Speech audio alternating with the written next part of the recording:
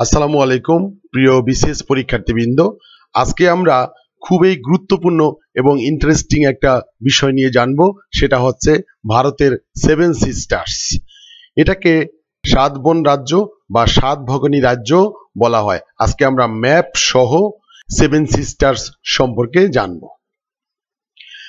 ভারতের উত্তর পূর্বাঞ্চলের স্বাধীনতাকামী 7টি রাজ্য আসাম, মিজোরাম, মেঘালয়, ত্রিপুরা, মণিপুর, নাগাল্যান্ড ও অরুণাচল প্রদেশকে একত্রে সেভেন সিস্টার্স বলা হয়। এদের মোট আয়তন 2,55,511 বর্গ কিলোমিটার, যা ভারতের মোট আয়তনের প্রায় 7%। সেভেন সিস্টার্সে 2011 সালের সমীক্ষা অনুসারে মোট জনসংখ্যা ছিল 44.98 মিলিয়ন। এই 7টি রাজ্য জাতিগত এবং ধর্মীয় বৈচিত্র্য বিদ্যমান থাকলেও রাজনৈতিক, সামাজিক এবং অর্থনৈতিক ক্ষেত্রে তাদের মিল রয়েছে। ভূরাজনৈতিকভাবে এদের অবস্থান, প্রাকৃতিক সম্পদ এবং বৈচিত্র্যময় সামাজিক কাঠামোর কারণে সারা বিশ্বে এই রাজ্যগুলো অতুলনীয়। এই রাজ্যগুলো ঐতিহাসিকভাবে আজকের ভারতের সাথে যুক্ত ছিল না। আর্যরা সমস্ত ভারত দখল করে, কিন্তু ব্রহ্মপুত্রের পূর্ব পাশের উত্তর পূর্বাঞ্চলীয় রাজ্যগুলোতে আসতে পারেন। এসব অঞ্চলে গারো, খাসিয়া, বোরো, মিজোদের মতো অনার্য আদিবাসী রাজাদের শাসন ছিল। মিজোরাম এবং মণিপুর রাজ্য আসামের বরাক উপত্যকার মাধ্যমে ভারতের বাকি অংশের সাথে যুক্ত। এই আন্তঃনির্ভরতার কারণে 1972 সালে এই 7টি রাজ্যকে সেভেন সিস্টার্স বা সাত বোনের মর্যাদা দেয়া হয়। ত্রিপুরার সাংবাদিক জ্যোতিপ্রসাদ সাইকিয়া এই 7টি রাজ্যকে এক সূত্রে বলার জন্য এই টার্মটি প্রথম ব্যবহার করেন। আমরা এখন আসাম সম্পর্কে জানব। আসামের রাজধানী হচ্ছে দিসপুর। একে ঘিরে রয়েছে ত্রিপুরা, নাগাল্যান্ড, মেঘালয়, মিজোরাম, মণিপুর ও অরুণাচল প্রদেশ। এর আয়তন 78,438 বর্গ কিলোমিটার। বিভিন্ন সময় ভারতবর্ষ অনেক আক্রমণের সম্মুখীন হয়েছে, কিন্তু ব্রিটিশ ছাড়া আসাম কোনো বিদেশি শক্তির শাসনে আসেনি। এমনকি মোগলরা 17 বার আক্রমণ করেও ব্যর্থ হয়। 1838 খ্রিস্টাব্দে এই এলাকাটি ব্রিটিশ শাসনাধীনে চলে যায়। দেশের উত্তর পূর্ব দিকের প্রবেশদ্বার আসাম ঘন সবুজ বন, উর্বর সমভূমি, বিশালাকার ব্রহ্মপুত্র নদ, সুন্দর পাহাড়, নীলাভ পর্বত, বিস্ময়কর চা চাষের উপত্যকা এবং প্রসিদ্ধ উদ্ভিদ এবং প্রাণীকুলের দ্বারা সমৃদ্ধ ছিল। আমরা এখন কথা বলবো মিজোরাম নিয়ে। মিজোরামের রাজধানী হচ্ছে আইজল। এটি উত্তর ও দক্ষিণ লুসাই পর্বত জেলাগুলোর সমন্বয়ে গঠিত। এর আয়তন 21,087 বর্গ কিলোমিটার। এটি ভারতের 23তম রাজ্য। এখানকার গুরুত্বপূর্ণ নদীগুলো সোনাই, টুইভাওয়াল, তালেং, কোলোডাইন এবং কামাফুলি। খ্রিস্টীয় 1750 থেকে 1850 সালের মধ্যে মিজো উপজাতিরা নিকটস্থ চীন পর্বত থেকে এসে এখানকার স্থানীয় আদিবাসীদের পরাজিত করার মাধ্যমে তারা বসতি স্থাপন শুরু করে। তারা নিজস্ব একটি সমাজ ব্যবস্থার সূচনা করে। 1826 সালে আসাম ব্রিটিশ শাসনের অন্তর্ভুক্ত হয়। এরপর আমরা কথা বলবো অরুণাচল নিয়ে। অরুণাচলের রাজধানীর নাম ইটানগর। এ প্রদেশের বেশিরভাগ অঞ্চল পর্বত বেষ্টিত। এর আয়তন 83,743 বর্গ কিলোমিটার। এ প্রদেশের উঁচু নিচু এলোমেলোভাবে বিস্তৃত ডালযুক্ত ভূখণ্ড প্রদেশটিকে দিয়েছে আলাদা মাত্রা। এছাড়া এখানে রয়েছে বিশাল হিমালয়ের উচ্চ শৃঙ্গ। এখানকার প্রধান নদী হচ্ছে ব্রহ্মপুত্র। এটি এ প্রদেশে সিয়াং নামে পরিচিত। 1826 সালে আসাম ব্রিটিশ ভারতের অংশ হলে অরুণাচল প্রদেশকেও ব্রিটিশের অধীনে আনার সব রকম প্রচেষ্টা চালানো হয়। এরপরও 1880 সাল পর্যন্ত এখানে ব্রিটিশরা আধিপত্য বিস্তার করতে পারেনি। এ প্রদেশের জনসংখ্যার বেশিরভাগ গোড়া এশিয়া ভিত্তিক। তবে তিব্বত এবং মায়ানমারের মানুষের সাথে এদের শারীরিকভাবে অনেক মিল রয়েছে। এরপর আমরা দেখব মেঘালয়। মেঘালয়ের রাজধানীর নাম শিলং। এটি ভারতের 21তম রাজ্য। এর আয়তন হচ্ছে 22,429 বর্গ কিলোমিটার।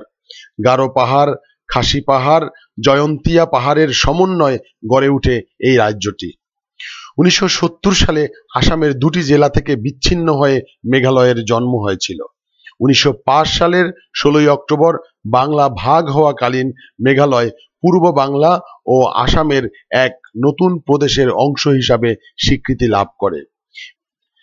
মেঘালয় ছবির মতো সুন্দর একটি রাজ্য, সংস্কৃতি ও ঐতিহ্য সমৃদ্ধ। প্রাকৃতিক সৌন্দর্যের কারণে এই মেঘালয়কে বলা হয় প্রাচ্যের স্কটল্যান্ড। এরপর আমরা কথা বলবো ত্রিপুরা নিয়ে। ত্রিপুরার রাজধানীর নাম হচ্ছে আগরতলা। এটি ভারতের 3য় ক্ষুদ্রতম রাজ্য। এর আয়তন 10,486 বর্গ কিলোমিটার। দীর্ঘ সময়ব্যাপী রাজ্যটি ত্রিপুরী সাম্রাজ্যের শাসনাধীন ছিল। ত্রিপুরা 1949 সাল থেকে স্বাধীন ভারতের একটি অংশ হয়। 1956 সালে রাজ্যটি কেন্দ্রশাসিত একটি অঞ্চলে রূপ নেয়। বাঙালি, ত্রিপুরী, মণিপুরী, রিয়াং, জামাতিয়া সহ বিভিন্ন জনগোষ্ঠীর অবস্থানের ফলে এখানকার সংস্কৃতিতেও রয়েছে বৈচিত্র্য। এখানে বাঙালি জাতিগোষ্ঠীর সংখ্যাও অনেক। প্রধান কথ্য ভাষাগুলো হলো ককবরক ও বাংলা।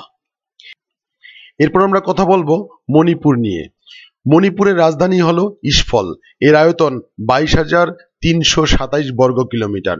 1997 সালে রাজধানীটি পূর্ব ইম্ফল ও পশ্চিম ইম্ফল নামে দুটি ভাগে বিভক্ত হয়। ভারতের স্বাধীনতার পর মণিপুর সংবিধান আইন প্রতিষ্ঠিত হয়। এরপর 1972 সালের 21 জানুয়ারি মণিপুর পূর্ণ রাজ্যের মর্যাদা অর্জন করে। এ রাজ্যের অন্যতম প্রধান নদী অববাহিকা হচ্ছে বারাক নদী অববাহিকা। প্রথম অ্যাংলো মণিপুরী যুদ্ধের পরে 1891 সালে মণিপুর রাজ্যটি ব্রিটিশদের শাসনে চলে যায়। ব্রিটিশরা ইম্ফল দখল করার পর যুবরাজ টেকেন্দ্রজিৎ এবং জেনারেল থাঙ্গালকে ফাঁসিতে ঝুলিয়ে হত্যা করে। এ রাজ্যে বসবাসকারী বিভিন্ন মানুষের সংস্কৃতি বিভিন্ন। এটি সমৃদ্ধ প্রাকৃতিক সৌন্দর্য এবং জাঁকজমকে ভরপুর।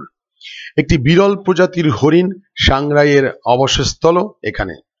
জওহরলাল নেহেরু মণিপুরকে ভারতের রত্ন হিসাবে বর্ণনা করেন। এরপর আমরা জানবো নাগাল্যান্ড সম্পর্কে। নাগাল্যান্ডের রাজধানী হচ্ছে কোহিমা। এটি ভারতের ক্ষুদ্রতম রাজ্যগুলোর একটি। এর আয়তন হচ্ছে 16,579 বর্গ কিলোমিটার। ভারতের স্বাধীনতার ঠিক আগের দিন 1947 সালের 14 আগস্ট নাগরা নিজেদের স্বাধীনতা ঘোষণা করে, যদিও পরবর্তী সময় তাদেরকে ভারতের সাথে যুক্ত হতে হয়। 1951 সালের মে মাসে নাগাল্যান্ডে একটি স্বতঃস্ফূর্ত গণভোট অনুষ্ঠিত হয়। এতে নাগাদের স্বাধীনতার পক্ষে পূর্ণ সমর্থন প্রকাশ পায়, কিন্তু ভারতের কেন্দ্রীয় সরকার তাদের পক্ষ সমর্থন করেনি। অবশ্য 1963 সালে আসাম থেকে আলাদা করে ভারতের 16তম রাজ্য হিসাবে গঠন করা হয় নাগাল্যান্ডকে।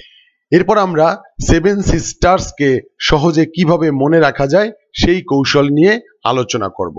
এখানে দেখেন, আমি একটা বাক্য এখানে লিখেছি, আমি অমেত্রী মনা। শুধু সেভেন সিস্টার্স এর 7টা রাজ্যকে মনে রাখার জন্য শুধু আমি অমিত্রী মনা এই কথাটা মনে রাখলেই চলবে। তাহলে মনে রাখার জন্য শুধু এই কথাটি না মনে রেখে আপনাকে প্রথমে সবগুলো রাজ্যের নাম মুখস্থ করতে হবে, যাতে আপনি আ দিয়ে আসাম বুঝতে পারেন। যদি আপনি মুখস্থ না করেন তাহলে এই শর্টকাট আপনার কোনো উপকারে আসবে না। সুতরাং আমরা শর্টকাটে দেখি কিভাবে হয়। আতে আসাম, মিতে মিজোরাম আমি, অতে অরুণাচল, মেতে মেঘালয়, ত্রিতে ত্রিপুরা, অমেত্রী, মতে মণিপুর, নাতে নাগাল্যান্ড।